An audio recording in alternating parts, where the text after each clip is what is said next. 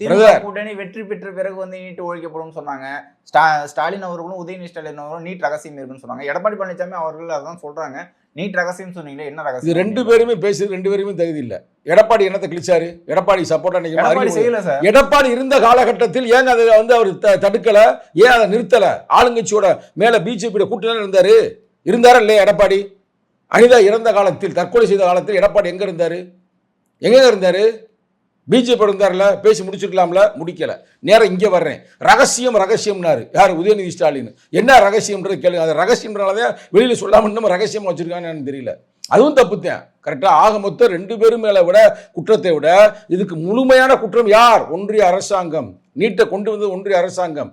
அவங்களுக்கு அறிவு வேணாமா? அண்ணாமலை எங்க உறங்கிக்கிட்டு இருக்க? வாயை திறக்க வேண்டியதானே? தமிழிசை எங்க இருக்கிற? வாயை திறக்க வேண்டியது. நாங்களே திறந்துட்டு இருக்கணுமா? எங்களை கேள்வி கேட்குறீங்களே. சரி, ரைட்டு, நாங்க வந்து கூட்டணி இருக்கிறோம், நேரடியாக சொல்கிறோம். அதனால் நாங்கள் அமைதியாக கூட இருக்கலாம். நீங்கள் நினைக்கலாம், நாங்கள் எப்பயும் அமைதியாக இருக்க மாட்டோம், நாங்கள் போராடி கொண்டே இருப்போம். சரிங்களா? ஒன்றும் பிரச்சனை இல்லை. இப்போ எதிர்கட்சி இருக்கிற எடப்பாடி, நீ சும்மா அறிக்கை கொடுப்பீங்களா தலைவா? புரட்சி தமிழ் என்று பட்டம் வாங்கியிருக்கிற எடப்பாடி அவர்களே சும்மா ஒரு அறிக்கை கொடுத்துருப்பீங்களா? வாங்க களத்துக்கு வாங்க, களத்தில் வந்து போராடுங்க.